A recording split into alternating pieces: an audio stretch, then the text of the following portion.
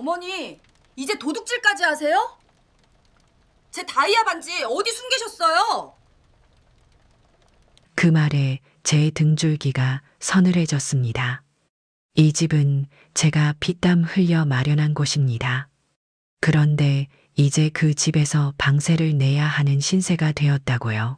제 이야기를 끝까지 들어주시고 지금 어느 도시에서 듣고 계신지 댓글로 남겨주세요.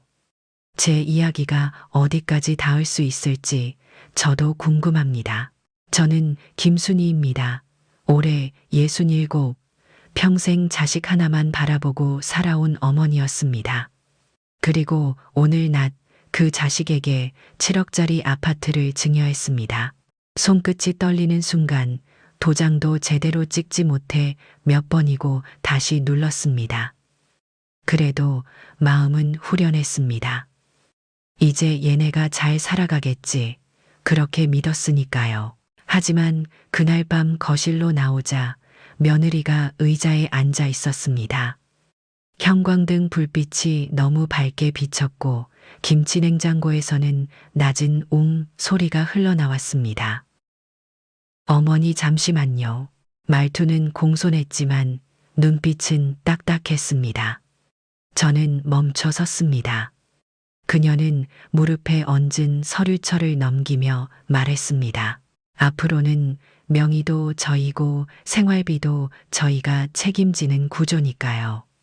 어머니도 한 달에 한 번 방세 개념으로 조금만 도와주시면 좋겠어요.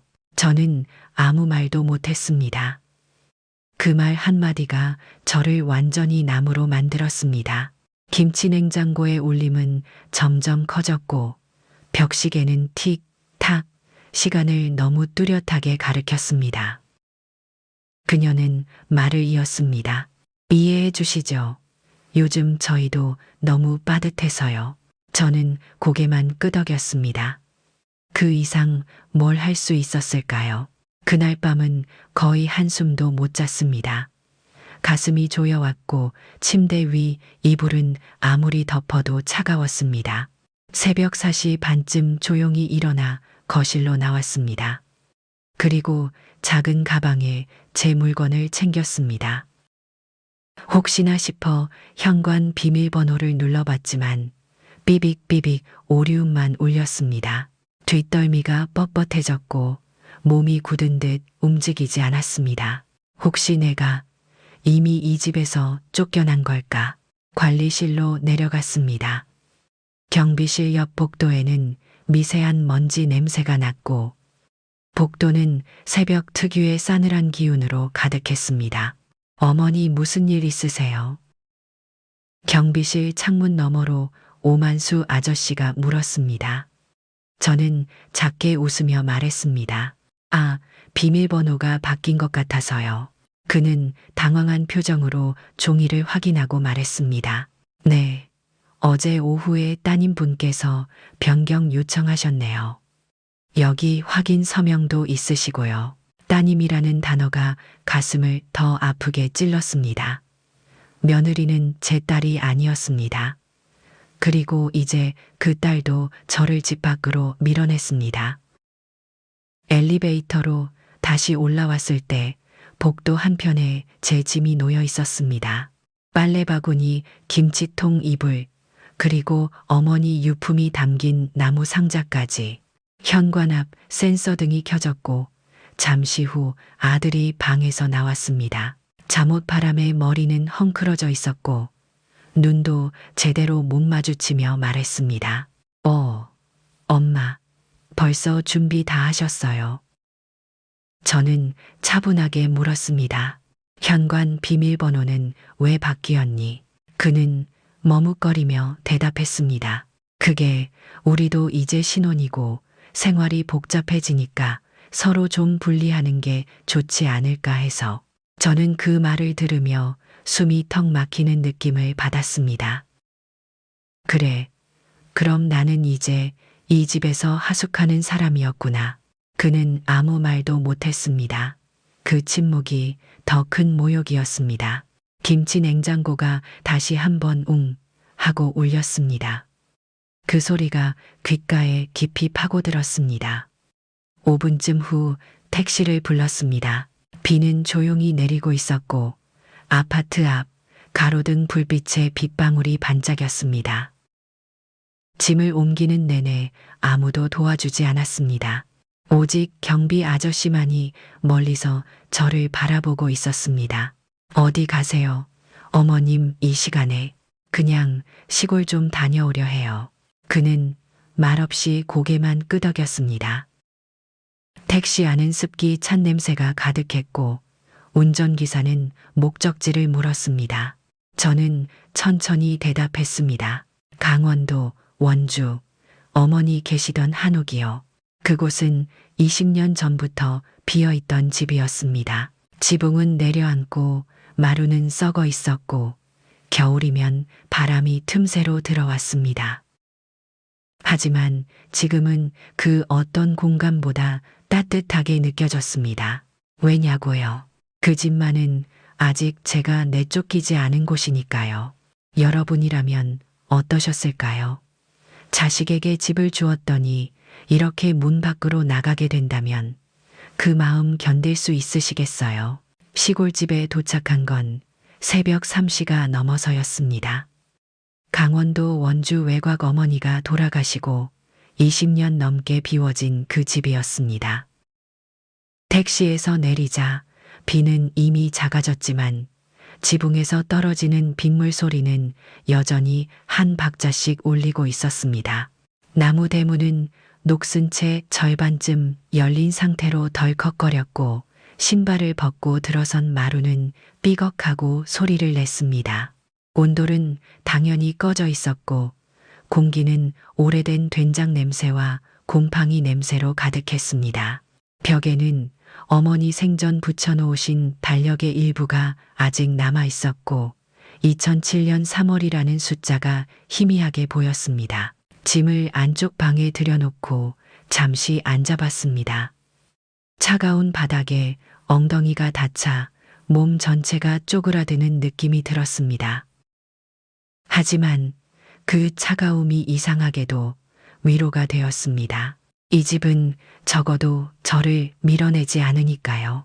새벽 4시쯤 잠도 안 오고 몸을 풀 겸 주변을 정리하기 시작했습니다. 부엌엔 쥐똥이 굴러다니고 문풍지 사이로는 바람이 휘잉 모서리마다 거미줄이 엉겨 있었습니다. 그래도 이 정도면 살 수는 있겠네. 속으로 그렇게 말하며 작은 빗자루로 마루를 쓸고 있었을 때였습니다. 우두둑 천장에서 무언가 떨어졌습니다. 먼지가 뿌옇게 퍼졌고 낡은 석고가루 조각들 사이로 보자기 하나가 툭 하고 굴러 나왔습니다. 심장이 순간 멈춘 듯 했습니다. 그건 분명 어머니가 쓰시던 문이었습니다. 파란 바탕에 빨간 줄문에 절대 잊을 수 없는 색감이었습니다. 양손으로 조심스럽게 들어올리자 먼지가 후하고 퍼졌고 보자기 안쪽에서 무거운 금속성의 감촉이 느껴졌습니다. 설마 그 안에 무엇이 들어있을지 아직 열어보지 않았습니다. 하지만 그 무게감, 그 촉감, 그 냄새, 모든 것이 저에게 어머니의 마지막 말을 떠올리게 했습니다. 순이야 돈은 잃어도 괜찮다. 근데 금은 지켜줘.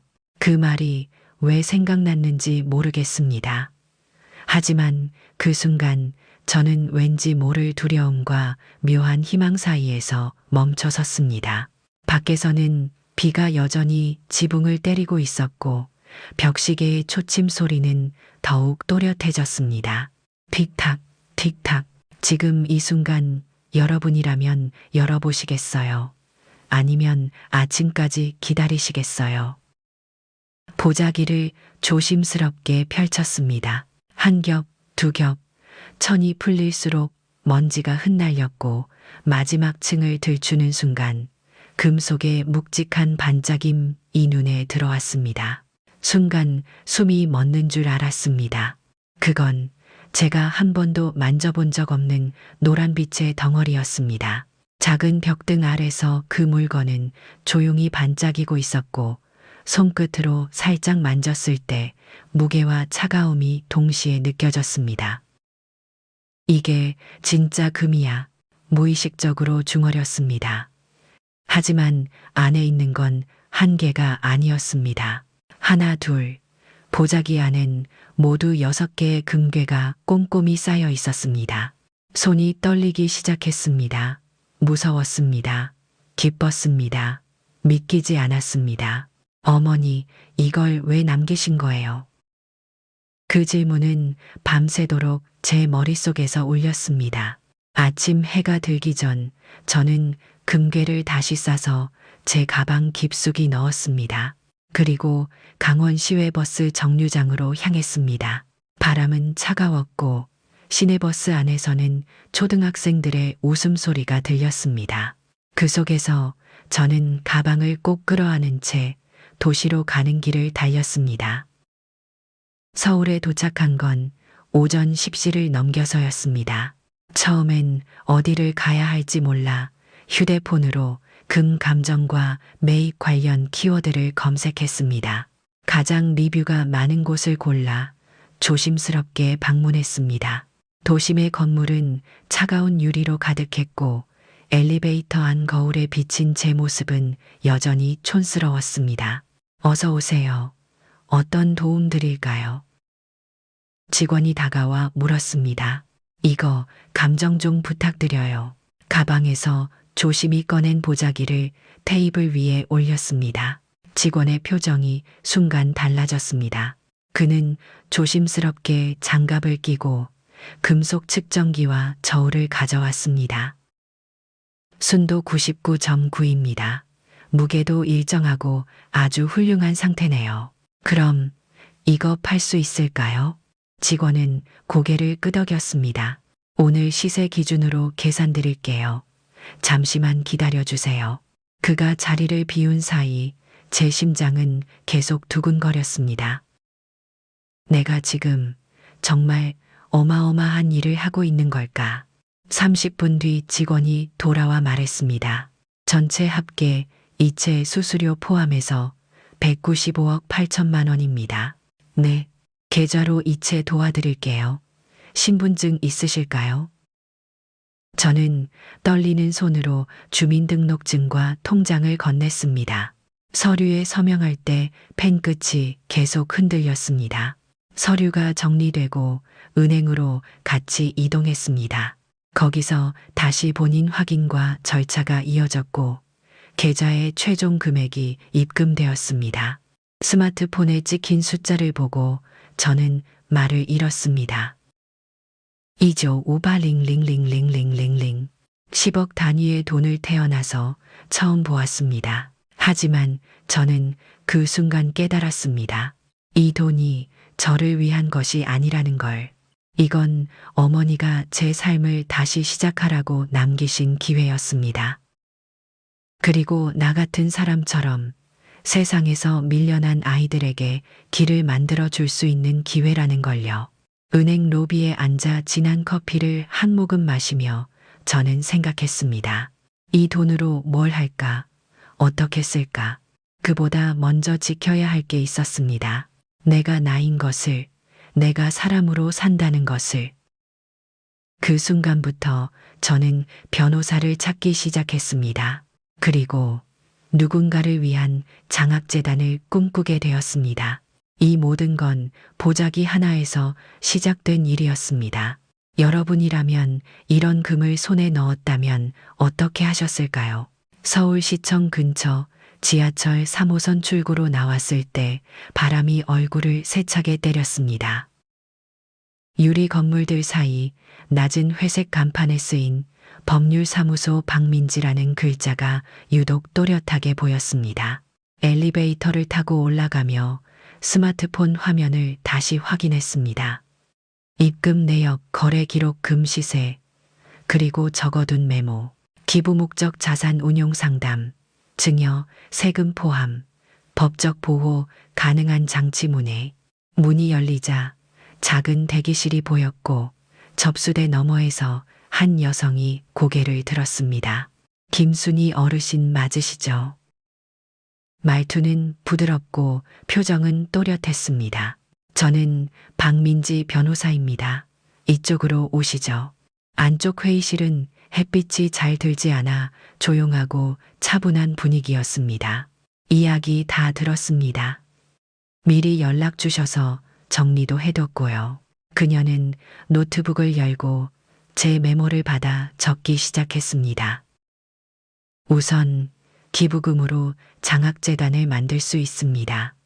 사단법인 형태가 가장 적합해 보이고요. 세무 법무 절차도 저희가 도와드립니다. 그 말에 제 어깨가 조금 풀렸습니다. 다만 한 가지 여쭤봐도 될까요? 네. 왜 이 돈을 어르신 본인을 위해 쓰지 않으시려는 건가요? 그 질문에 저는 잠시 숨을 멈췄습니다. 그 돈은 제가 벌어온 게 아니에요. 어머니가 남기신 거예요. 박 변호사는 고개를 끄덕였습니다. 이해했습니다. 그녀는 다시 노트북을 바라보며 진지하게 타이핑을 이어갔습니다. 그 소리 탁탁탁 사무실을 가득 채운 조용한 울림이 왠지 저를 안심시켰습니다. 한 가지 더 권해드리고 싶은 게 있어요. 현재 이 자산은 보호장치가 없습니다. 혹시라도 가족분들이 접근하거나 법적 분쟁이 발생할 수 있으니까요. 그럴 가능성이 있어요. 제 대답에 그녀는 고개를 끄덕이며 말했습니다. 그렇다면 신탁계약과 더불어 후견인 지정을 피하는 장치를 같이 검토하셔야 합니다. 그녀의 설명은 조리 있었고 어떤 판단도 강요하지 않았습니다. 그럼 오늘은 초안 문서만 작성해두고 다음 주에 서류 정식 준비해 오실 수 있겠어요? 그럴게요. 계좌 내역 거래, 증빙 가족관계 서류 제가 다 챙겨올게요. 좋습니다. 그녀는 인쇄된 서류 한 장을 제게 건넸습니다. 이건 오늘 상담 확인서예요. 서명만 부탁드립니다. 볼펜을 쥔 손끝이 살짝 차가웠습니다. 하지만 이번엔 떨리지 않았습니다. 이건 누군가에게 주는 게 아니라 제 이름으로 제 뜻을 남기는 첫 서명이었으니까요. 서류를 넘기자 작은 진동이 울렸습니다. 휴대폰 화면에 낯익은 이름이 떴습니다. 박준우, 아들이었습니다. 몇 초간 망설이다가 화면을 껐습니다. 그 순간 문득 기억이 하나 떠올랐습니다. 엄마, 이 집도 결국 내 거잖아. 서류에 사인만 해. 그 목소리. 이제는 더 이상 저를 움직일 수 없습니다. 창밖에서는 서울 하늘이 회색으로 흐려져 가고 있었습니다. 여러분이라면 가족의 연락을 지금 받으시겠어요? 아니면 모든 준비를 마치고 나서 응하시겠어요? 며칠 후 서울 강북구에 있는 예전 아파트 단지에서 이상한 소문이 퍼지기 시작했습니다. 들었어요. 예전에 702호 살던 그 어르신 있잖아요. 그분이 금을 팔아서 수백억 벌었다네요. 에이, 그런 게 어딨어요. 진짜예요. 건물 뒤편 금은방 사장님이 말했어요. 소문은 빠르게 번졌고 결국 아들 준우와 며느리 은서 귀에도 들어갔습니다. 엄마가 돈이 있다고. 은서는 믿지 못하겠다는 얼굴로 인터넷에서 기사를 검색하기 시작했습니다. 강원도 빈집에서 발견된 금괴, 익명 기부자 여성 60대 후반. 이거 설마. 준우는 머리를 쓸어 넘기며 잠시 아무 말도 하지 않았습니다. 그리고 며칠 뒤 제 휴대폰에 또다시 준우의 이름이 떴습니다. 이번에도 받지 않았습니다.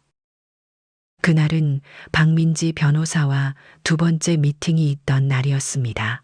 이제 정관 초안 준비됐습니다. 명의는 어르신 성함 그대로 하실 거죠? 네, 다른 사람 이름은 넣지 마세요. 기부금 계좌도 오늘 열기로 했고요. 모든 서류 공증도 다음 주까지 완료될 겁니다. 회의실 창문 너머로 햇살이 유리창을 타고 들어왔고 테이블 위에 놓인 종이마다 반듯한 그림자가 생겼습니다. 이제부터는 어떤 접근에도 흔들리지 마세요. 박 변호사의 말에 저는 조용히 고개를 끄덕였습니다. 다음 날 은행으로 가서 공익재단 계좌를 개설했습니다. 직원은 제 신분증을 보고 잠시 의아한 표정을 지었지만 곧 평범한 응대로 돌아갔습니다. 자, 여기 서명 부탁드립니다. 펜촉이 종이를 누르는 감촉, 잉크 냄새와 함께 작은 진동이 손끝에 남았습니다. 계좌는 오늘부터 활성화되고요. 기부 관련 세금은 면제 대상이라 별도 등록만 진행하시면 됩니다. 모든 과정이 끝난 후 카운터를 지나 나오려는 순간 누군가 제 이름을 불렀습니다. 김순희 어머님, 맞으시죠? 낯선 여직원이 다가와 말했습니다. 저희 엄마가 예전에 어머님이 주신 반찬 아직도 기억하고 계세요. 그 말에 저는 잠시 말을 잇지 못했습니다. 응원하고 싶었어요. 누군가는 이런 결정을 해줘야 하니까요. 가슴 깊은 곳이 서서히 따뜻해지는 느낌이 들었습니다. 혼자가 아니라는 감각, 오랜만이었습니다. 그날 밤 은서가 저를 찾아왔습니다. 한 손엔 작은 과일 바구니, 다른 손엔 생수병 2개. 어머니 그동안 연락 못 드려 죄송했어요. 많이 놀라셨죠? 저는 말없이 의자에 앉았습니다. 그녀는 눈치를 보며 말했습니다. 요즘 뉴스 보니까 어머니랑 닮은 이야기들이 많더라고요. 혹시 뭐 도움이 필요하시면. 그 말이 끝나기도 전에 저는 조용히 대답했습니다. 지금은 괜찮아. 이제 내가 알아서 해. 은서는 아무 말도 못하고 조용히 머리를 숙였습니다. 김치 냉장고가 없는 집, 조용한 거실엔 그녀의 숨소리만 가득했습니다. 다음 날 재단 명의로 첫 장학금 신청 공지가 올라갔고 그 소식은 작은 커뮤니티부터 뉴스 기사까지 빠르게 퍼져나갔습니다. 그리고 저는 그 모든 소용돌이 속에서도 침착하게 서류를 정리하고 다음 걸음을 준비하고 있었습니다. 여러분이라면 뒤늦게 다가온 가족의 손길을 붙잡으시겠어요?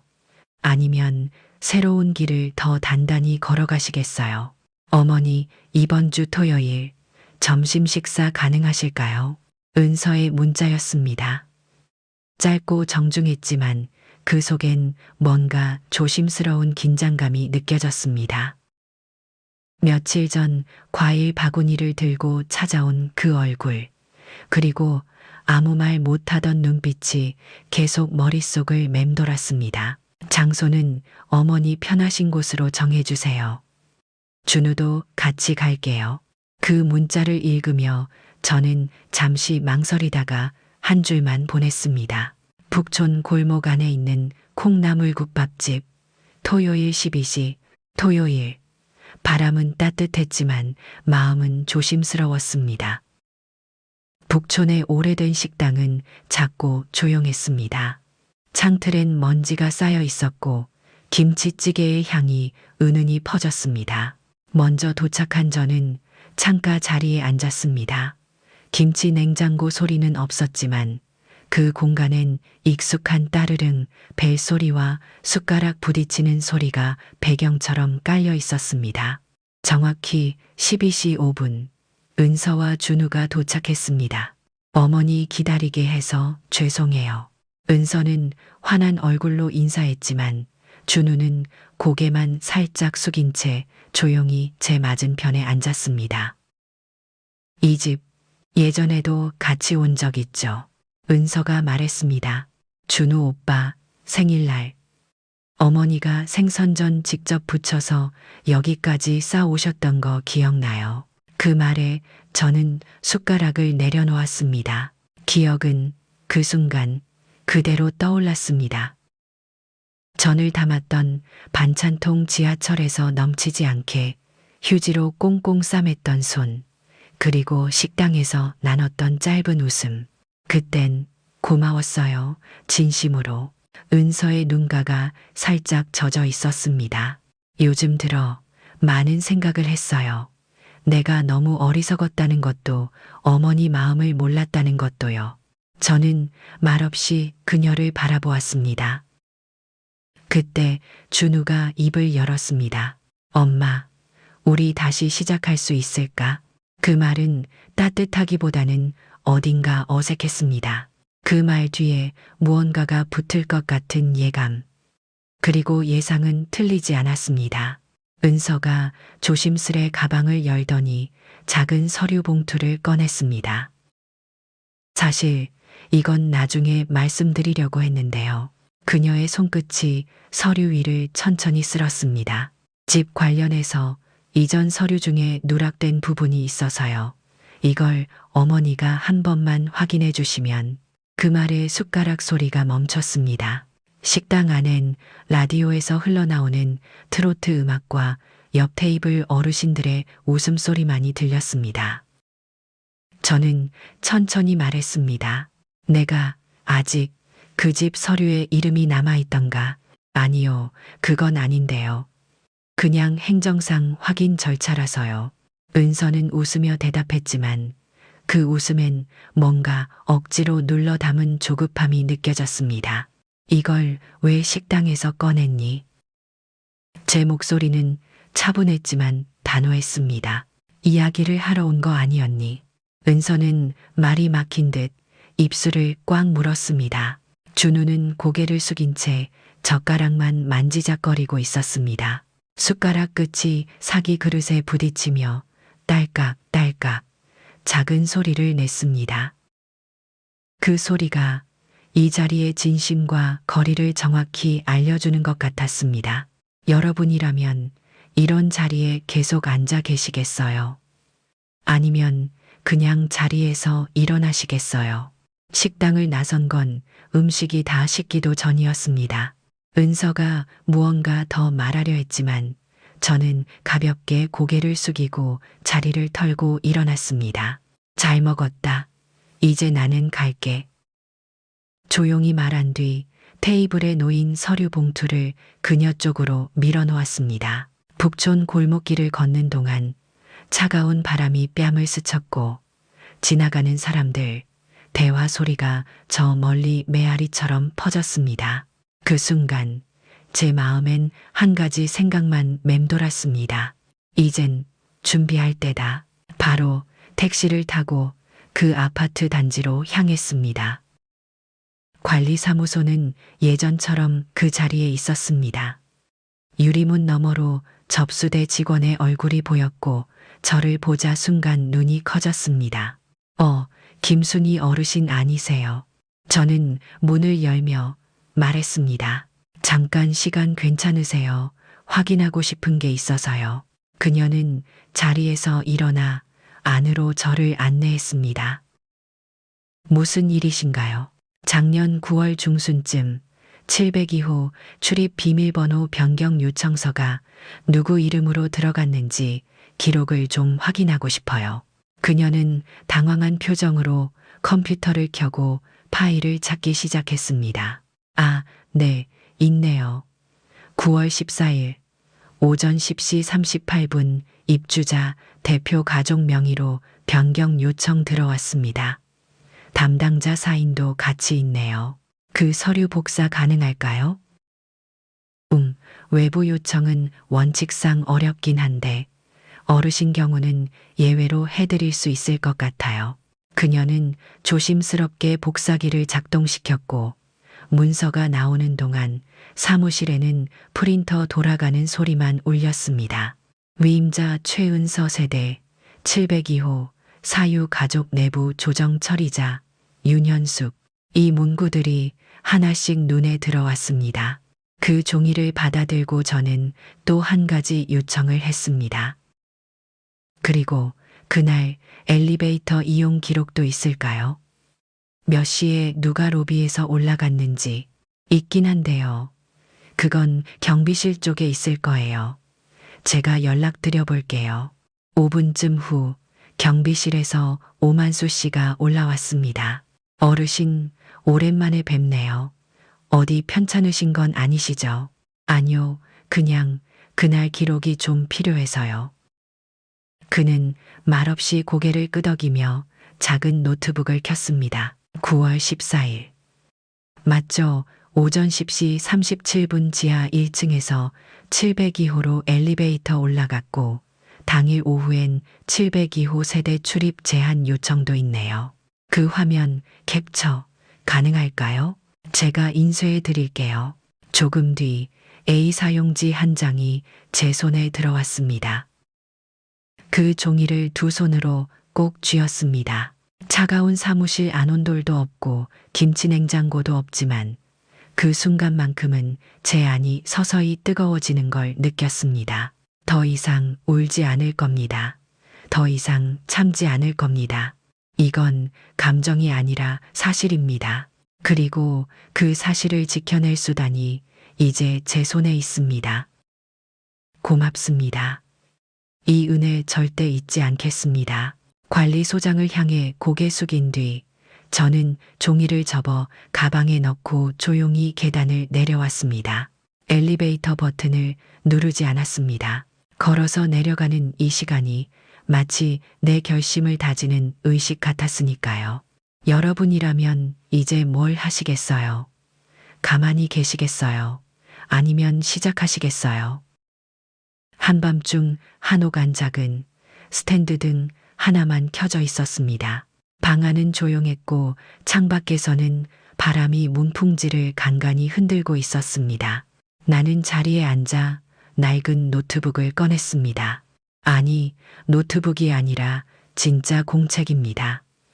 어머니가 살아계실 때 사용하시던 표지가 해진 노란색 공책. 볼펜을 꺼내 첫 페이지에 적기 시작했습니다. 9월 14일 702호 현관 비밀번호 변경. 나에게 아무런 통보 없이. 종이 위에 글씨가 새겨질수록 심장이 조용히 뛰기 시작했습니다. 9월 14일 오후 짐이 복도에 놓여 있었음. 김치통 사진함, 이불, 나무 상자 깨짐. 나는 잠시 손을 멈추고 그날 밤의 공기 냄새를 떠올렸습니다. 김치 냉장고에서 흘러나오던 웅 소리, 조명이 너무 밝아 그림자가 사라졌던 것이, 그리고 아들의 눈빛.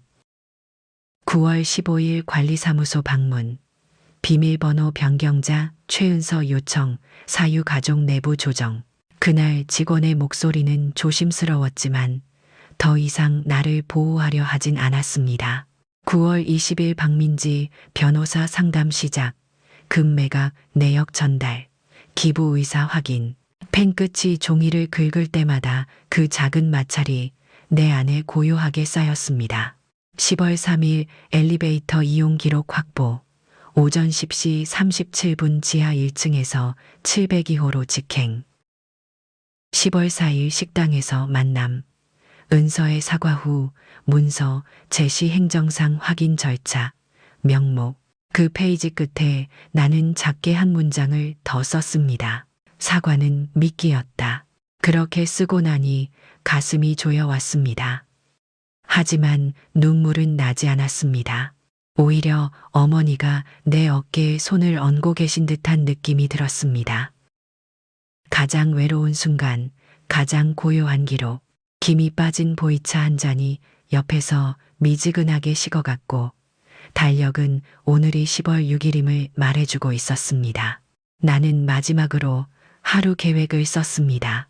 10월 7일 박민지 변호사 미팅 증여 취소 소장 초안 검토. 모든 건 한 줄씩 적힌 이 기록 위에서 다시 시작될 것입니다.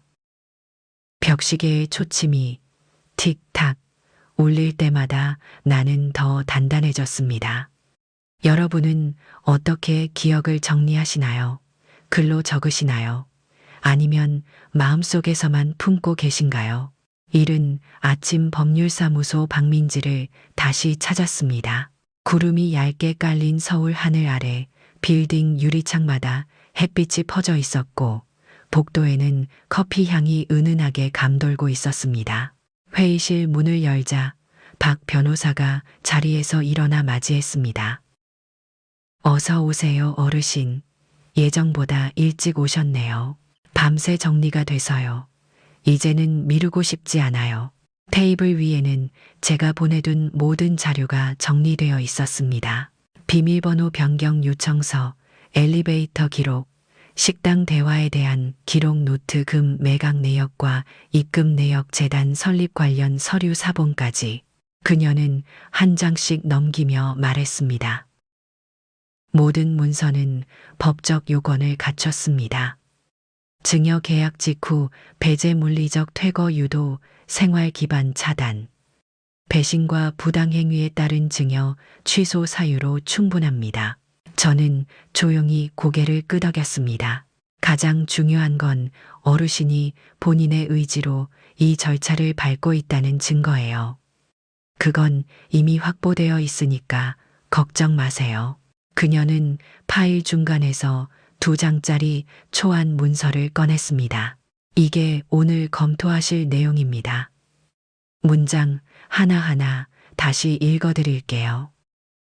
그녀의 목소리는 또렷했고 저는 그 말 하나하나에 집중했습니다. 본인은 202X년 9월 14일 증여 이후 거주권 박탈 비밀번호 변경, 생활물품 외부 배치 등 명백한 퇴거 행위에 노출되었으며 문장을 들을수록 그날의 장면들이 눈앞에 펼쳐졌습니다.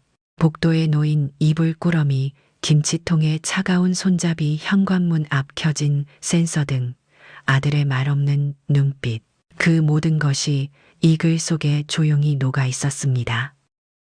따라서 본인은 해당 증여에 대한 취소 청구를 정식으로 접수하며 추후 민사 절차에 대한 의지를 밝힙니다. 박 변호사가 고개를 들고 말했습니다. 준비되셨나요? 저는 숨을 들이쉬고 펜을 집어들었습니다. 예전처럼 손이 떨릴 줄 알았지만 그렇지 않았습니다. 이건 누군가를 벌주기 위한 서명이 아니라 저 자신을 회복하기 위한 서명이니까요. 사인을 마친 뒤 그녀는 잔잔히 말했습니다. 이제 시작입니다. 저는 창밖을 바라봤습니다. 북촌 골목길에서 은서가 봉투를 꺼냈던 그날 경비실 유리창 너머에서 제 눈빛을 피하던 사람들, 그리고 지금 이 순간 모든 흐름이 이 한 줄로 이어졌다는 걸 느꼈습니다. 잠시 후 서류가 파일에 정리되었고 법원 제출 일정이 확정되었습니다. 다음 주 수요일 오전 10시 민사 3부 접수 예정입니다. 네, 제가 직접 가겠습니다. 그녀는 살짝 놀란 듯 했지만 곧 고개를 끄덕였습니다. 어르신의 자리, 이번에는 빼앗기지 않을 겁니다. 가방을 들고 나오는 길 노트북 대신 손에 쥔 건 확정된 일자와 사인된 문서.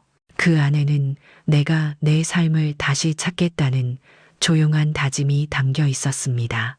복도 끝 시계가 틱탁 조용히 시간을 알리고 있었습니다. 이야기를 정리해보면 나는 집을 내어주고 쫓겨났고 버려진 기억 속에서 어머니의 금을 발견했고 조용히 준비해왔습니다. 그리고 이제 그 모든 조각을 법이라는 테이블 위에 올렸습니다. 여러분이라면 이쯤에서 멈추시겠어요? 아니면 끝까지 가보시겠어요? 법원은 생각보다 조용했습니다. 서울지방법원 민사청사. 초록색 안내 표지판이 입구 유리문 위에 붙어 있었습니다. 오전 9시 48분 계단을 올라가면서 저는 숨을 천천히 들이마셨습니다. 양손에는 검정색 서류 가방 하나, 그리고 작은 손수건이 쥐어져 있었습니다. 혼자였지만 외롭지는 않았습니다. 사람이 많은 1층 로비엔 번호표 기계가 있었고 쉴 새 없이 띵하는 소리와 함께 번호가 바뀌고 있었습니다. 371번 창구 3번으로 오세요. 나는 잠시 대기석에 앉았습니다. 복도는 길고 햇빛이 유리창을 통해 회색 바닥에 무늬처럼 드리워져 있었습니다. 문득 어머니의 말씀이 떠올랐습니다. 사람은 소리로 지는 게 아니라 눈빛으로 지는 거야. 어릴 적 아버지 제삿날 이웃 어르신이 괜히 큰 소리치며 어머니를 얕잡아 볼 때 어머니는 한마디도 하지 않았습니다. 대신 그 사람의 눈을 똑바로 바라보았고 그 순간 조용해졌던 분위기를 나는 아직도 기억합니다. 나도 오늘 소리 말고 눈빛으로 버텨야겠다. 371번이 불렸습니다. 371번 고객님, 창구 3번입니다. 자리에서 일어나 창구로 걸어갔습니다. 안녕하세요. 민사 접수 도와드릴게요. 직원은 고개를 숙이며 인사했고 저는 서류를 꺼내 건넸습니다. 증여, 취소 소장입니다. 그녀는 한 장씩 넘기며 확인했습니다. 신청인 김순희, 피신청인 박준우, 최은서, 변호인은 박민지 변호사 맞으시고요. 네, 맞습니다. 그녀는 조용히 고개를 끄덕이며 컴퓨터에 정보를 입력했습니다. 키보드 타자 소리, 프린터 돌아가는 소리, 서류 과정에서 나는 마찰음까지 모두가 제 귀에 선명히 들어왔습니다. 제출은 정상 처리되셨고요. 접수일자는 오늘로 기재됩니다. 그녀는 작은 고무도장을 서류 하단에 꾹 찍었습니다. 그 순간 손끝으로 전해지는 미세한 진동이 제 심장을 또 한 번 울렸습니다. 이게 끝인가요? 오늘로 접수는 완료입니다. 다만 2, 3주 내에 기일 통지서가 별도로 발송될 거예요. 내일 기다리겠습니다. 그녀는 미소를 지으며 말했습니다. 어르신 힘내세요. 그 말에 처음으로 가슴이 조금 뜨거워졌습니다. 나는 가방을 정리하고 창구를 떠났습니다. 복도로 나와 엘리베이터를 기다리는 사이 여러 명이 지나쳤습니다.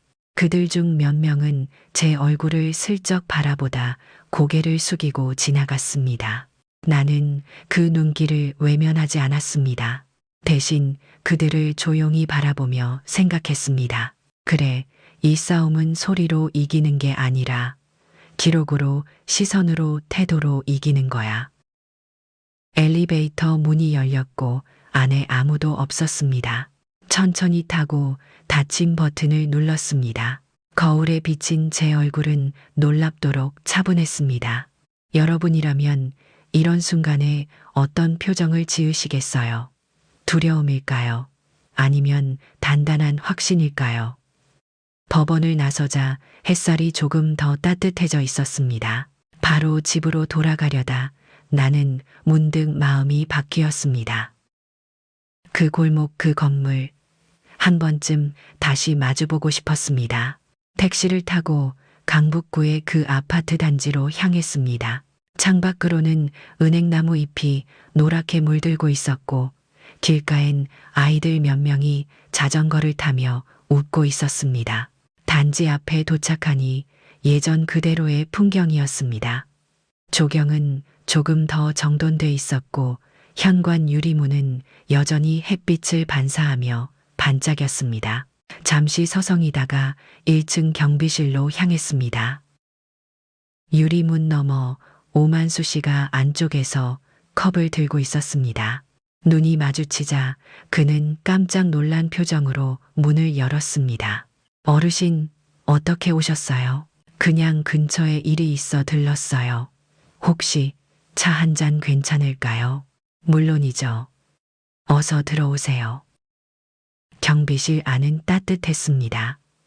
작은 전기 히터가 돌아가고 있었고 책상 위에는 신문과 간식 봉지가 흩어져 있었습니다. 그는 주전자에 물을 붓고 컵 2개에 티백을 넣었습니다. 생각보다 되게 밝으세요, 얼굴이. 나는 웃으며 대답했습니다. 그동안 좀 정리했거든요. 나를 그리고 상황을. 그는 잠시 고개를 끄덕이다가 말했습니다. 그날 이후로 사실 저도 마음이 불편했어요. 집 나르던 날 말이라도 붙였어야 했는데 괜찮아요. 그때는 저도 아무 말 듣고 싶지 않았을 거예요. 따뜻한 차 한 모금이 목을 타고 천천히 내려갔습니다.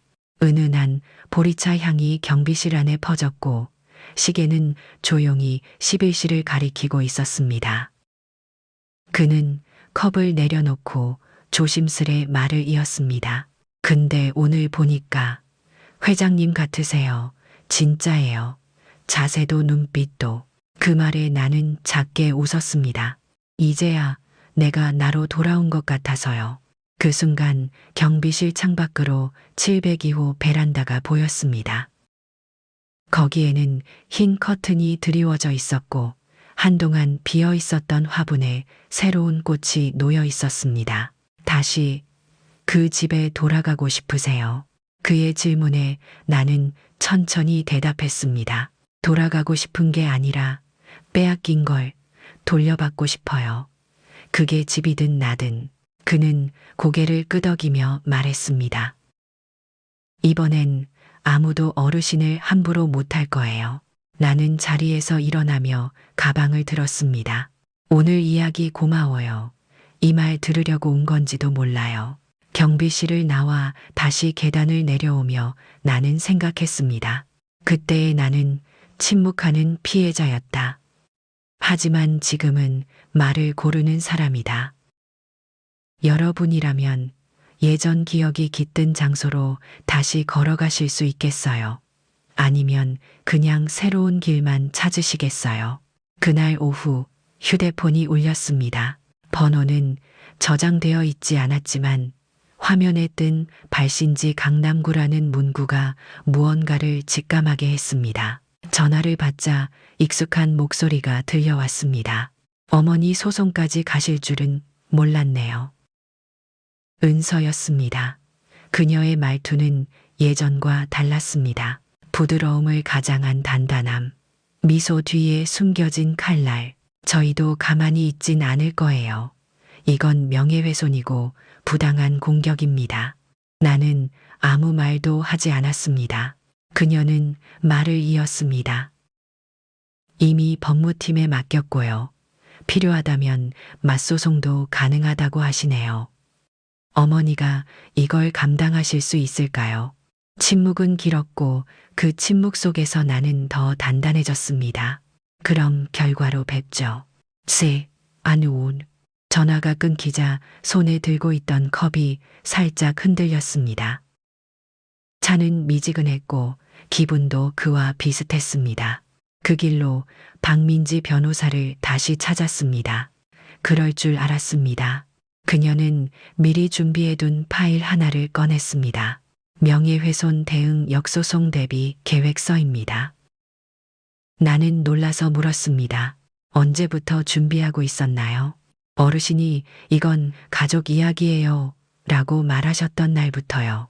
그녀는 노트북을 열며 말을 이었습니다. 상대 측은 아마 어머니의 주장이 허위라고 주장할 겁니다. 하지만 우리는 문서, CCTV, 통화 기록 등 사실 기반 증거를 다 갖고 있죠. 화면에는 타임라인이 정리되어 있었습니다. 9월 14일, 비밀번호 변경 9월 14일, 짐 외부 배치 9월 15일, 관리소, 기록 확보 10월 4일, 식당 대화 및 문서, 시도 10월 6일, 증여 취소 소장, 접수 10월 10일, 명예훼손 대응 준비. 그녀는 화면을 돌려 보여주며 말했습니다. 명예훼손은 거짓일 때 성립됩니다. 우리는 모두 사실로 입증됐어요. 나는 조용히 고개를 끄덕였습니다. 가족이었는데 이렇게까지 해야 하나 싶다가도 그렇게 하지 않으면 다음에도 또 밀려나게 됩니다. 그 말은 의외로 부드러웠고 어딘가 따뜻했습니다.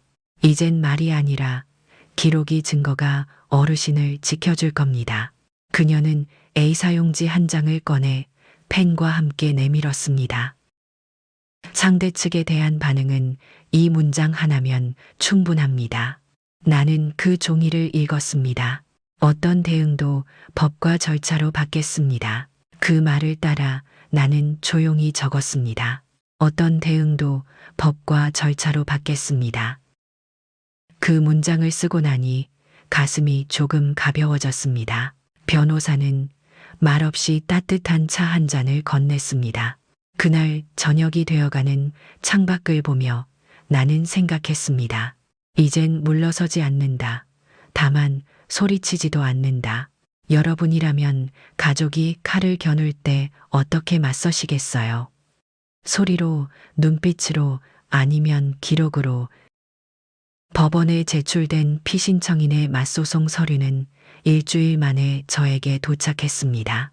명예훼손 및 허위사실 유포에 따른 손해배상 청구. 봉투를 들고 한참을 서 있었습니다. 생각보다 두께는 얇았습니다.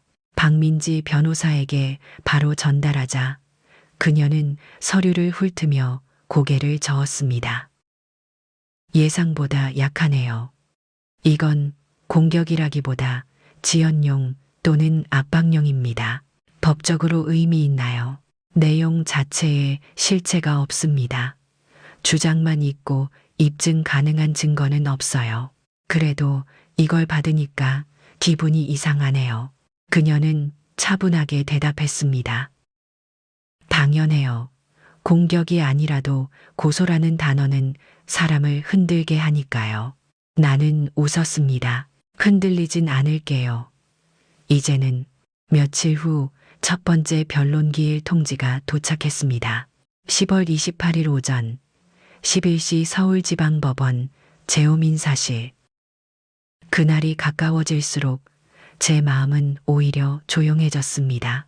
혼자 한방에서 서류를 다시 훑어보고 법정에서 할 말을 정리했습니다. 내가 왜 이 자리에 섰는가? 내가 지키고 싶은 건 무엇인가? 그리고 그날 밤 낯선 봉투 하나가 현관 앞에 놓여 있었습니다.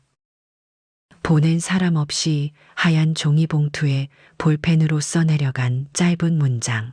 이건 당신 편입니다. 그 안에는 작은 USB 하나와 접힌 종이 한 장이 들어 있었습니다. 손을 떨며 컴퓨터에 USB를 꽂았습니다. 폴더 하나, 그 안에 있는 단 하나의 파일. Record 928 MB48. 재생 버튼을 누르자 익숙한 목소리가 들렸습니다. 명의만 바꾸면 돼. 그 다음엔 엄마가 못 들어오게끔 비밀번호 바꾸면 그만이지. 은서였습니다. 그리고 바로 이어지는 준우의 목소리. 그렇게까지 해야 해. 엄마가 상처받잖아. 그럼 당신이 할래. 난 솔직히 이 집에서 그분 숨소리 듣는 것도 스트레스야. 침묵. 그리고 다시 은서의 목소리. 돈 한 푼 안 내고 살고 싶다는 게 말이 돼. 난 그렇게 못 살아. 그 사람은 이제 우리 인생에서 조용히 빠져줘야 돼. 녹음은 거기서 끝났습니다. 나는 온몸이 굳은 채 몇 분간 아무 움직임도 못했습니다. 눈물이 나지 않았습니다. 대신 마음이 아주 천천히 식어 내려갔습니다. 종이에 다시 적힌 문장을 읽었습니다. 이건 당신 편입니다. 누굴까? 관리사무소, 경비, 이웃. 중요한 건 그게 아니었습니다. 이건 이 싸움의 무게를 누군가 함께 짊어졌다는 신호였습니다. 다음 날 USB를 봉투에 다시 넣어 박민지 변호사에게 전달했습니다. 그녀는 놀라면서도 입가에 미세한 미소를 지었습니다. 이걸로 상대의 신뢰성은 무너졌어요. 다음 국면에서 쓸 수 있습니다. 증거가 되나요? 정황 증거로 충분히 기초는 다질 수 있어요. 특히 명예훼손 쪽 대응에는 강력한 방패가 됩니다. 그날 밤 저는 처음으로 손에서 펜을 놓고 편지를 쓰지 않았습니다. 기록보다 더 강한 건 목소리였습니다. 그들의 목소리가 이제 제 편이 되어 법정에 함께 설 것입니다. 여러분이라면 이런 증거를 받게 된다면 공개하시겠어요? 아니면 마지막 순간까지 간직하시겠어요? 서울지방법원 재호민사실. 벽에는 진실은 증거 위에 세워진다는 문구가 붙어 있었고 내부는 차분하고 단단한 분위기였다. 나는 박민지 변호사 옆에 앉아 조용히 숨을 골랐다. 뺨에는 가을 햇살이 옅게 닿았고 손끝은 차가웠지만 마음은 단단했다. 피신청 인석에는 은서와 준우가 나란히 앉아 있었다. 은서는 블라우스를 단정히 여미고 있었고 준우는 고개를 숙인 채 손을 모으고 있었다. 재판장은 서류를 넘기며 천천히 말했다. 자, 오늘은 증여 취소 및 맞소송 건에 대한 기초 사실을 확인하는 자리입니다. 쌍방은 감정 섞인 언행 없이 필요한 내용만 간결하게 진술하시기 바랍니다. 박 변호사는 손가락으로 내 무릎을 가볍게 두드렸다. 준비된 질문이 시작될 신호였다. 먼저 신청인 측에 질문합니다. 증여 직후 주거 공간에서 배제당했다는 구체적 정황이 있습니까? 박 변호사가 차분한 목소리로 답했다. 네. 9월 14일 피신청인이 일방적으로 현관 비밀번호를 변경했고 짐을 복도에 배치한 채 사실상 거주를 차단했습니다. 그 기록은 관리소 및 경비실에서 확보한 문서와 CCTV로 제출했습니다. 판사는 고개를 끄덕이며 페이지를 넘겼다. 피신청인 측 해당 주장에 대해 반론 있으십니까? 은서는 처음엔 미소를 머금은 채 대답했다. 어머니께서는 저희 부부와 생활 방식이 너무 달라 갈등이 많았습니다.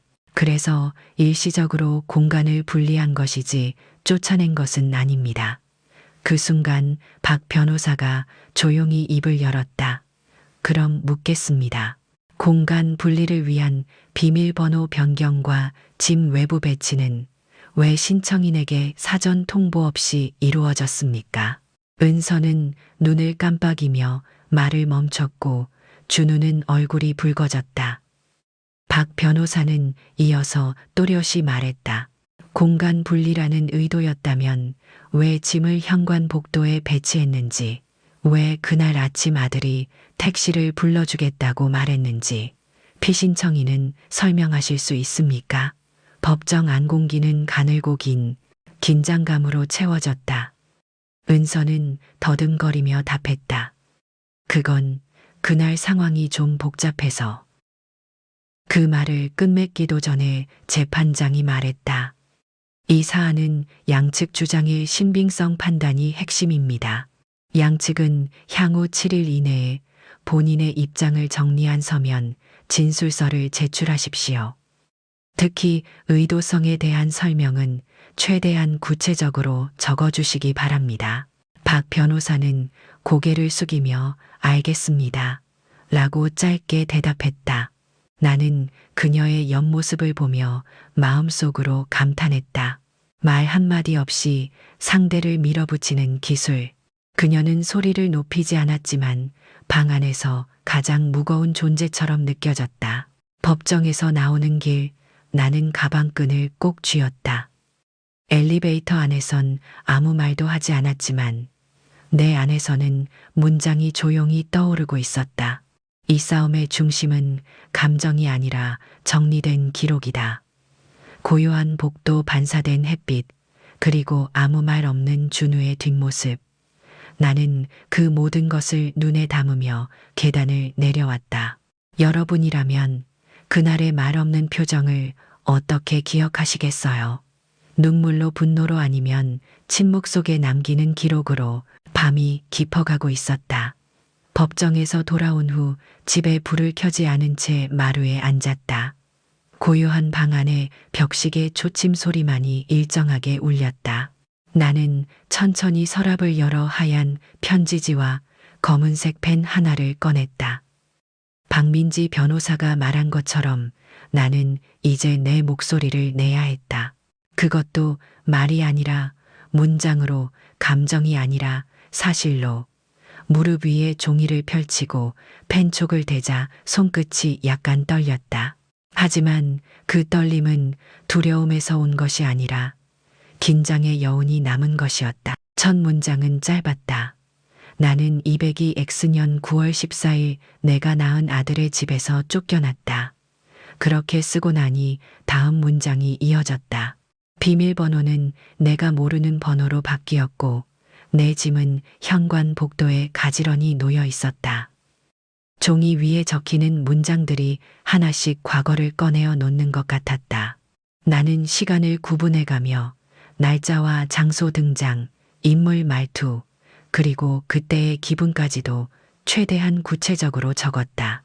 702호 비밀번호 변경은 내게 사전 통보 없이 이루어졌으며 관리사무소 확인 결과 요청인은 며느리 최은서였다.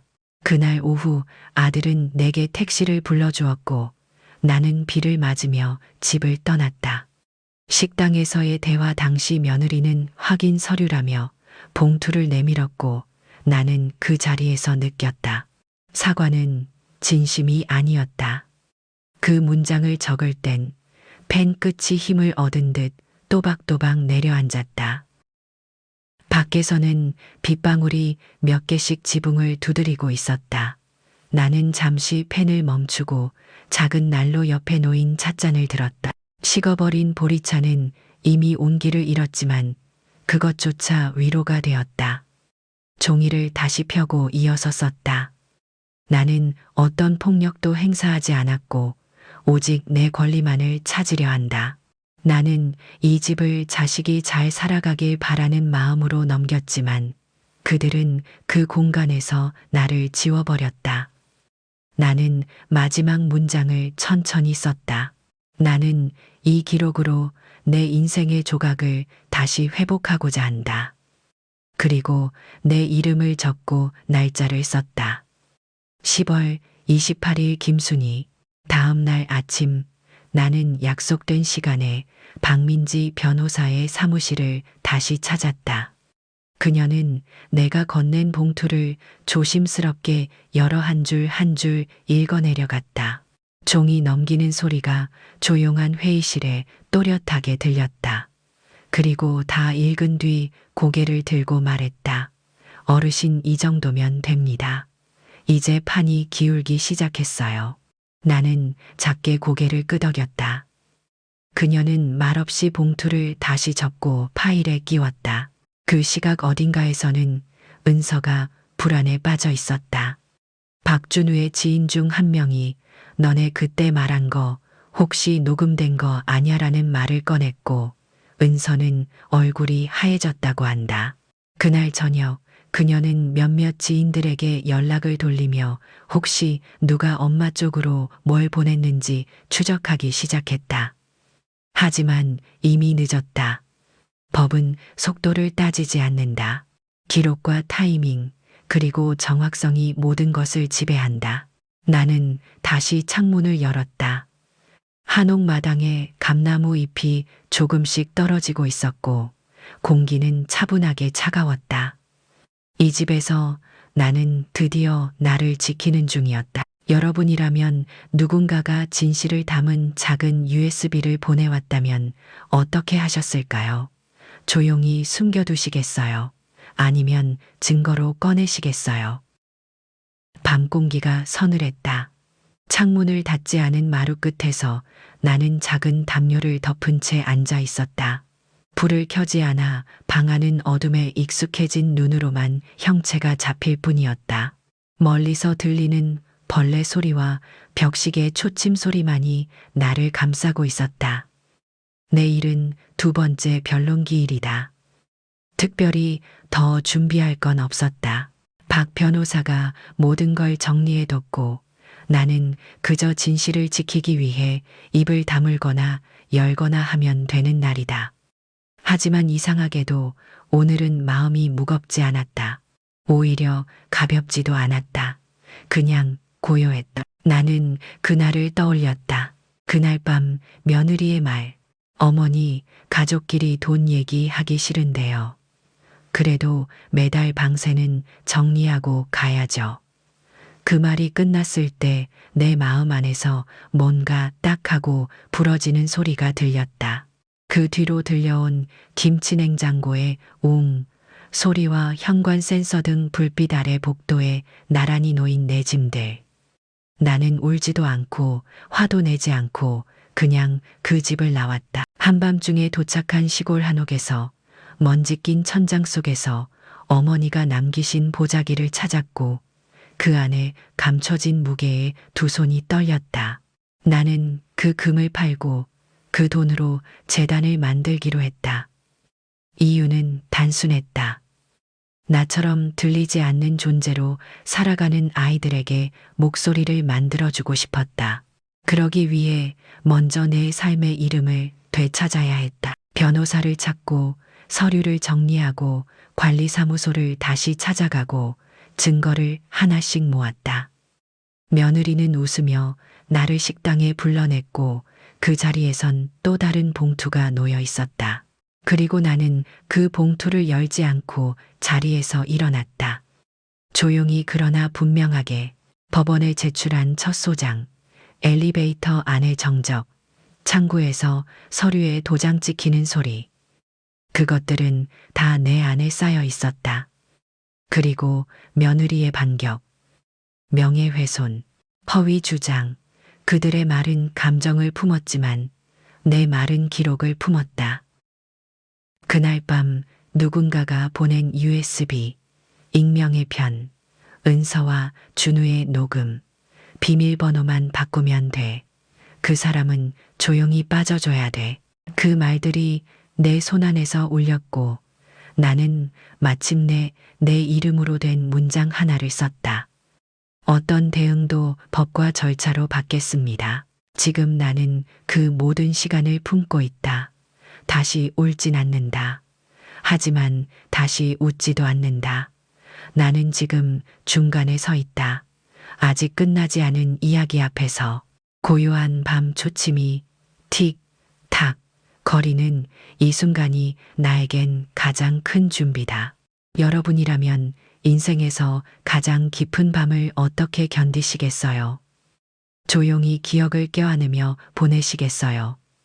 아니면 잊기 위해 애쓰시겠어요? 법정 안은 이전보다 훨씬 조용했다. 두 번째 변론기일, 이번에는 피신청인 측이 먼저 입장을 밝히겠다고 요청했다. 재판장은 고개를 끄덕였고 은서 측 변호인이 자리에서 일어났다. 본 사건은 단순한 가족 간 오해가 아닌 무분별한 허위 주장으로 인해 제 의뢰인의 명예가 심각하게 훼손된 건입니다. 신청인 측은 의도적으로 사실을 왜곡하고 언론 및 제3자에게 전달함으로써 사회적 이미지와 심리적 평온을 침해했습니다. 박민지 변호사는 고개를 살짝 숙이며 받아 적었다. 나는 옆에서 조용히 숨을 골랐다. 은서는 단정한 옷차림에 억울한 표정을 지으려 애썼다. 하지만 목소리는 처음보다 더 흔들리고 있었다. 저는 정말 그런 뜻이 아니었습니다. 어머니와 갈등은 있었지만 쫓아낸 적은 없고요. 다만 저희 생활이 어려워서 조율이 필요했을 뿐이에요. 그녀의 말이 길어질수록 방 안의 공기는 점점 무거워졌다. 말은 많았지만 방향이 분명치 않았기 때문이었다. 재판장이 박 변호사에게 시선을 돌렸다. 신청인 측은 이에 대해 어떤 입장이십니까? 박민지는 준비해둔 봉투를 꺼내 조용히 말했다. 재판장님, 본인 진술에 앞서 하나의 증거를 제출하고자 합니다. 지난 변론 이후 신청인 앞으로 도착한 자료이며 이 사건의 핵심 쟁점인 의도성과 관련된 직접적인 대화 녹취입니다. 재판장은 고개를 끄덕였고 조수석에 있는 직원이 USB를 받아 법정 컴퓨터에 연결했다. 스크린에 리커드 911 M4라는 파일명이 떴고 정적이 흐른 뒤 재생 버튼이 눌렸다. 명의만 바꾸면 돼. 그 다음엔 엄마가 못 들어오게끔 비밀번호 바꾸면 그만이지. 은서의 목소리였다. 이어서 들려온 준우의 낮은 말. 그렇게까지 해야 해. 엄마가 상처받잖아. 다시 은서. 난 솔직히 이 집에서 그분 숨소리 듣는 것도 스트레스야. 그 사람은 조용히 빠져줘야 돼. 녹음이 끝났을 때 법정은 완전히 침묵에 잠겼다. 은서는 입술을 질끈 깨물었고 변호인은 손끝을 떨며 무언가를 찾고 있었다. 재판장은 두 손을 깍지 낀 채 잠시 눈을 감았다가 다시 떴다. 녹음 내용은 확인했습니다. 이에 따라 피신청인의 진술은 일부 신뢰성에 타격을 입었습니다. 해당 자료는 사건 기록에 편입되며 사실관계 판단에 반영될 것입니다. 나는 아무 말도 하지 않았다. 법정 안 누구도 나를 향해 소리치지 않았고 누구도 나를 밀쳐내지 않았다. 단지 기록이 말하고 있었다. 그 순간 나는 깨달았다. 내가 해낸 것은 누군가를 이긴 게 아니라 내가 나 자신을 끝까지 증명해냈다는 사실이었다. 법정 밖으로 나오는 길 하늘은 맑고 바람은 선선했다. 여러분이라면 그 녹음 파일을 재판 중에 꺼낼 수 있으셨을까요? 아니면 끝까지 품고 계셨을까요? 한옥마루에 앉아 있자니 바람이 유난히 부드럽게 느껴졌다. 몇 주 전만 해도 이 바람은 등골을 타고 스며드는 외로움이었지만 지금은 등에 기대오는 따뜻함 같았다. 나는 오래된 찻주전자를 꺼내 물을 데우고 보리차를 한 잔 따랐다. 마당의 감나무는 거의 잎이 다 떨어졌고 가지마다 비어 있음이 오히려 단정해 보였다. 어머니도 이 계절을 좋아하셨다. 시끄럽지 않고 조용히 정리되는 시간이라고 하셨다. 오늘 내 마음도 그랬다. 어지러웠던 싸움은 잠시 숨을 고르고 있었고 나는 앞으로를 생각할 수 있는 시간이 생겼다. 며칠 전 법정에서 들려준 그 녹음 파일, 나는 다시 듣지 않았다. 그건 더 이상 나를 흔드는 소리가 아니었다. 나는 이미 알고 있었다. 그들이 어떤 마음으로 나를 내쫓았는지, 어떤 말을 서로 주고받았는지. 하지만 그걸 세상에 보여줬다는 건 내 삶에서 처음으로 내가 나를 지킨 순간이었다. 그리고 그 힘은 누군가에게서 받은 것이 아니라 내가 스스로 일으킨 것이었다. 나는 조용히 책상에 앉아 박민지 변호사에게 전할 메모를 정리하기 시작했다. 내용은 단순했다. 첫째, 증여 취소 이후 주택 소유권을 다시 회복하되 자녀에게 강제 퇴거를 요구하지 않는다. 둘째, 해당 부동산을 처분하여 어머니 김영옥 명의의 공익장학재단을 설립한다. 셋째, 그 재단은 가정폭력 고령자 소외, 그리고 가족 내 무연고 피해자를 위한 법률 지원과 교육비를 후원한다. 나는 한 문장씩 적으며 멈추지 않았다. 손끝에 힘이 들어가고 머리는 맑아졌다. 모든 메모를 정리한 뒤 나는 봉투 하나를 꺼내 노란 종이에 김영옥 기념 장학재단 설립 요청이라고 썼다. 어머니의 이름을 이렇게 또박또박 적는 건 오랜만이었다. 예전엔 등본이나 병원 서류에서만 봤던 그 이름이 이제는 세상에 남을 이름이 되었다. 나는 그 이름 아래 작게 내 이름도 썼다. 김순희.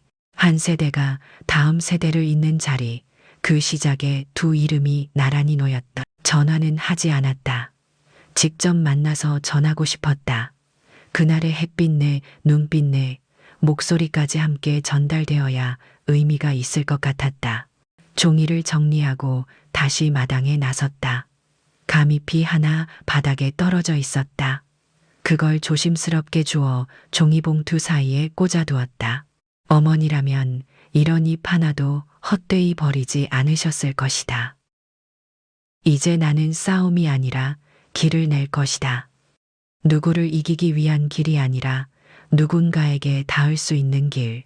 나처럼 집에서 밀려난 누군가가 이 이름을 보고 한 번쯤 용기를 냈으면 좋겠다. 여러분이라면 그 집을 되찾은 후 어떻게 하시겠어요? 조용히 거기서 다시 사시겠어요?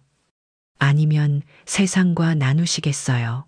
박민지 변호사를 다시 찾은 날은 유난히 맑은 날이었다.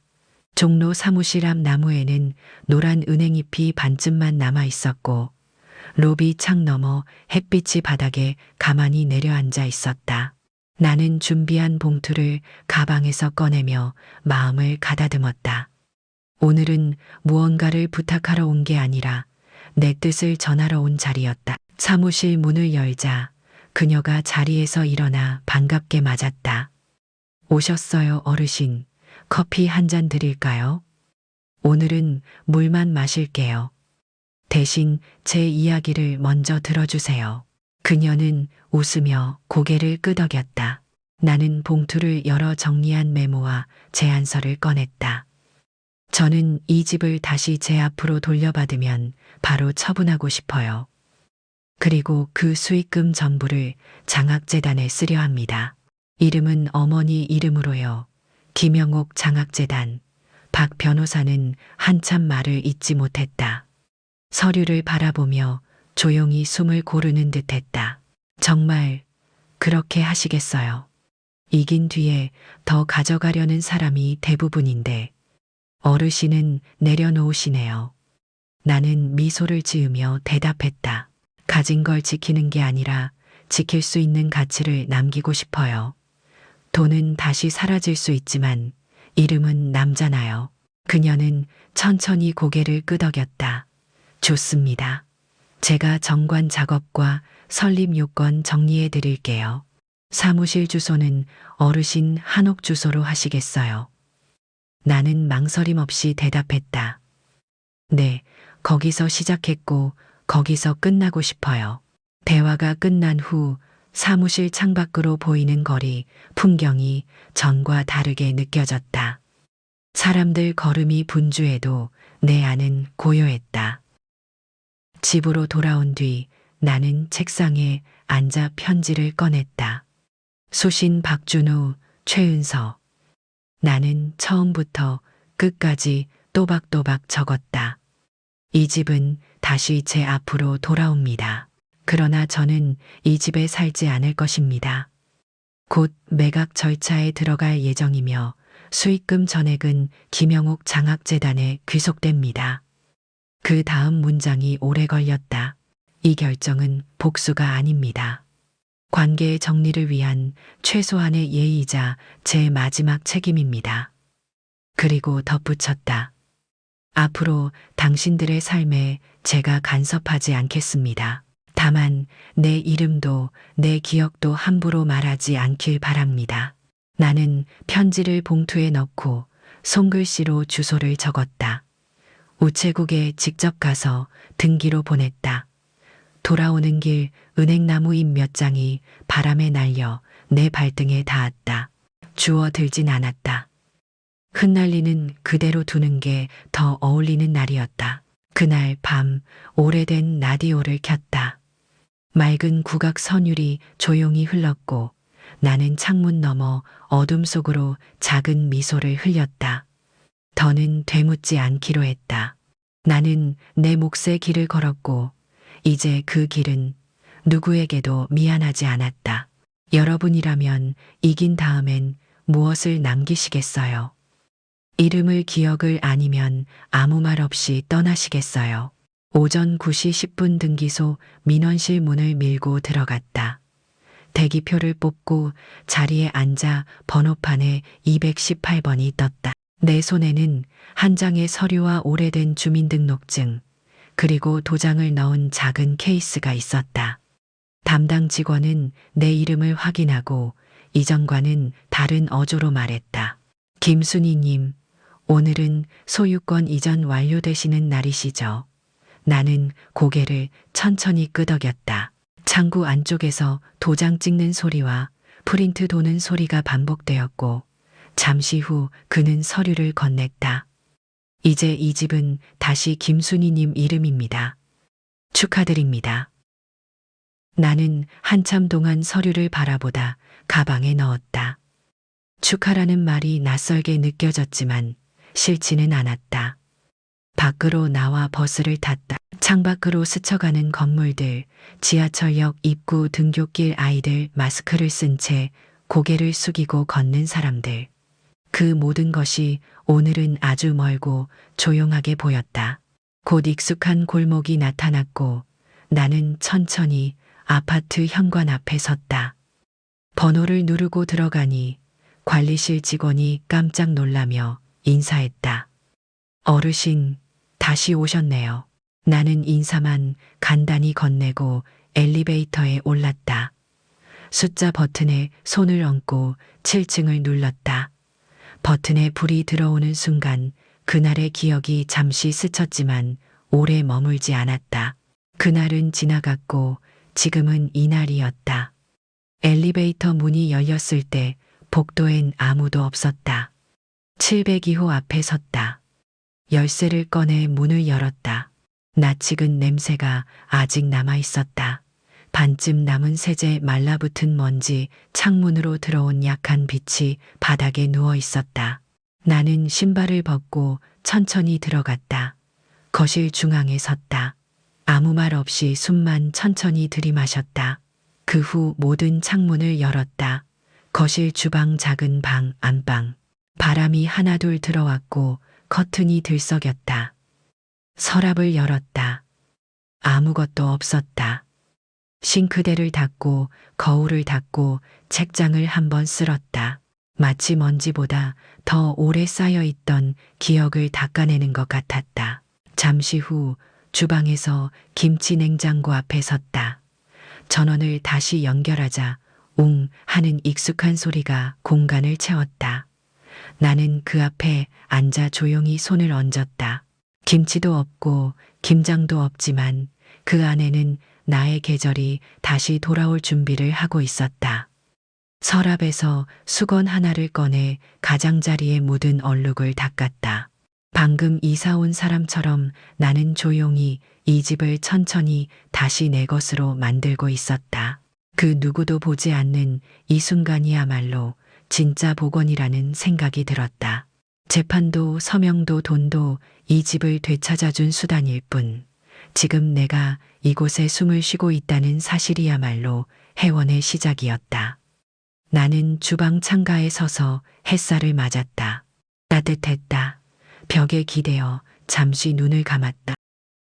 여러분이라면 잃었던 집을 되찾은 날 무엇을 하시겠어요? 가족을 부르시겠어요? 아니면 혼자 조용히 창문을 여시겠어요? 집을 되찾았지만 나는 오래 머무르지 않았다.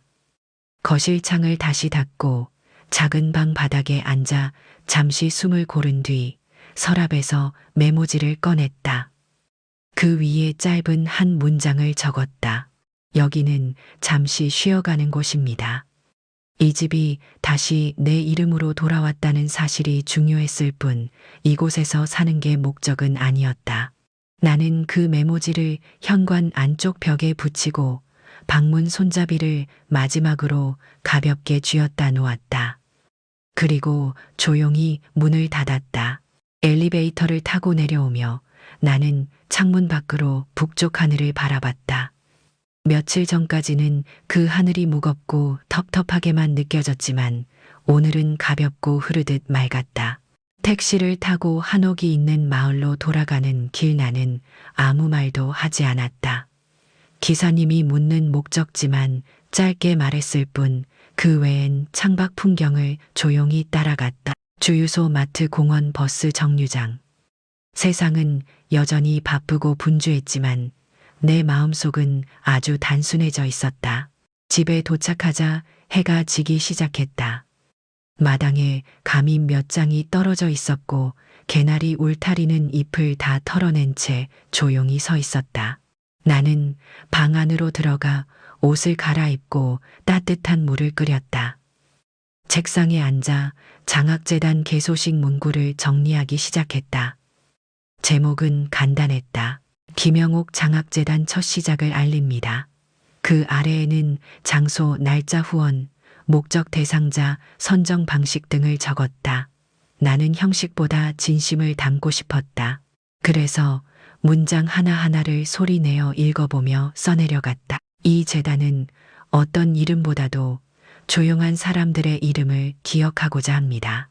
누군가의 어머니, 누군가의 할머니, 누군가의 목소리를 대신하는 이 작은 이름이 누군가의 다음 걸음을 밝혀주기를 바랍니다. 나는 그 문장을 쓰고 나서 한참 동안 멈춰 있었다. 그것은 결국 내 이야기를 넘어서고 싶다는 소망이기도 했다. 단지 복수의 끝에서 끝나는 것이 아니라 다시 삶을 이어가는 시작으로 남기를 바라는 마음이었다. 박민지 변호사에게 보낼 이메일도 작성했다. 메일 제목은 짧게 초청장 초안 전달이라고 적었고 본문에는 행사 일정을 간략히 소개한 후 말미에 이렇게 썼다. 이건 누가 이기고 지는 이야기가 아니라 제가 제 이름으로 삶을 다시 시작했다는 증거입니다. 와주신다면 기쁠 것 같습니다. 전송 버튼을 누른 뒤 나는 노트북을 닫고 라디오를 켰다. 국악 프로그램에서 흐르는 정가 가방 안을 천천히 채웠다. 잠시 후 안방 벽에 기대어 앉았다. 창밖에서 달빛이 비스듬히 들어오고 있었고 오래된 종이등이 그 빛을 받아 조용히 흔들리고 있었다. 나는 메모지를 꺼내 마지막 문장을 적었다. 어머니, 이제야 당신의 이름이 사람들 앞에 서게 됩니다. 제가 늦지 않게 잘 지켰습니다. 그 아래에 순이드림이라고 썼다. 여러분이라면 되찾은 집 앞에서 어떤 문장을 남기시겠어요? 그냥 닫고 돌아서시겠어요? 아니면 조용히 이제 괜찮다고 쓰시겠어요? 행사장은 크지 않았다. 강북구 작은 커뮤니티 센터. 의자는 단정히 줄지어 있었고 벽에는 A3 크기의 현수막 하나가 붙어 있었다. 김영옥 장학재단 창립식. 무대라기보다 약간 높게 만들어진 나무 발판 위에 하얀 테이블 하나와 마이크가 놓여 있었다. 나는 회색 정장을 입고 조용히 구석자리에 앉아 있었다. 박민지 변호사는 사회를 맡았고 몇몇 지역 주민들과 교육청 관계자 그리고 장학금 추천 대상자 가족들이 참석했다. 사람은 많지 않았지만 공기는 정중하고 고요했다. 사회자가 이름을 하나하나 읽어 내려갔다. 이 장학금은 누군가의 어머니, 누군가의 할머니, 그리고 누군가의 삶을 지켜낸 이름을 기억합니다. 오늘 그 이름이 처음으로 불립니다. 김영옥 장학재단의 첫 수혜자로 이지한 학생을 소개합니다. 앞줄에 앉아있던 조그마한 여자아이가 무대로 올라왔다. 중학생쯤 되어 보이는 그 아이는 깔끔한 셔츠에 약간 큰 치마를 입고 있었다. 나는 그녀를 바라보며 오래전 내 어린 시절을 떠올렸다. 초등학교 5학년 남의 도시락을 부러워하며 집에 돌아오던 길. 내 손에 쥐어졌던 엄마가 싸주신 식은 고구마 하나. 그 순간이 지금 이 장면과 겹쳐졌다. 박 변호사는 아이에게 상장을 전달했고 아이는 작게 고개를 숙였다. 그리고 이어진 박수 소리 속에서 사회자는 내 이름을 불렀다. 재단 설립자이자고 김영옥 여사의 따님 김순희 어르신을 무대로 모시겠습니다. 나는 천천히 일어났다. 사람들은 박수를 쳤지만 그 박수보다 더 크게 들린 것은 내 심장이 내는 작은 두근거림이었다. 마이크 앞에 섰지만 나는 길게 말하지 않았다. 이 자리에 와주셔서 감사합니다. 오늘은 저보다 저희 어머니의 이름이 주인공입니다. 고맙습니다. 그리고 마이크를 내려놓고 무대 아래로 내려왔다. 식이 끝나고 몇몇 사람들이 다가와 인사를 건넸다. 어르신 참 멋지십니다. 이런 장학금은 정말 처음 봐요. 나는 한 사람 한 사람의 눈을 마주보며 고개를 숙였다. 누구의 손도 허투루 잡지 않았고 누구의 인사도 대충 넘기지 않았다. 모든 손길은 내가 다시 인간으로 복원되는 순간처럼 느껴졌다. 행사를 마친 뒤 나는 따로 식사 자리를 갖지 않고 조용히 나왔다. 택시를 타고 한옥으로 돌아가는 길, 창밖으로 보이는 거리엔 이미 가을이 깊게 내려앉아 있었다. 집에 도착하자 마당 한가운데 낙엽이 쌓여 있었고 그 사이에 감 하나가 툭 떨어져 있었다. 나는 그 감을 조심스럽게 들어 손바닥에 올려보았다. 아직 단단했고 읽기까지 며칠은 더 걸릴 것 같았다. 창문을 열어 환기를 시키고 커튼을 걷은 뒤 방 안을 한번 둘러봤다. 그 방 안에선 김영옥이라는 이름도 김순이라는 이름도 따뜻하게 살아 숨쉬고 있었다. 그날 저녁 나는 라디오를 켜지 않았다. 조용한 공간에 앉아 그저 내 숨소리만을 듣고 싶었다. 주전자에서 물이 끓는 소리, 찻잔에서 퍼지는 보리차 향기, 그리고 마루에 깔린 얇은 담요에서 전해지는 온기. 그 모든 것이 이제 끝났다는 신호처럼 다가왔다. 나는 조용히 문을 닫고 등을 기댔다. 눈을 감고 이렇게 되뇌었다. 괜찮다. 여기까지 잘 왔다. 이야기를 마치며 여러분의 삶에도 이런 회복이 오길 진심으로 바랍니다. 누군가에게 잃어버린 자리, 되찾고 싶었던 이름, 닫혀있던 문. 지금 이 이야기처럼 다시 열릴 수 있다는 걸 잊지 마세요. 사이다 사연은 당신처럼 조용히 버텨온 사람들의 이야기를 전합니다. 구독과 알림 설정으로 다음 이야기도 함께 해주세요. 지금 당신의 하루는 어떠셨나요?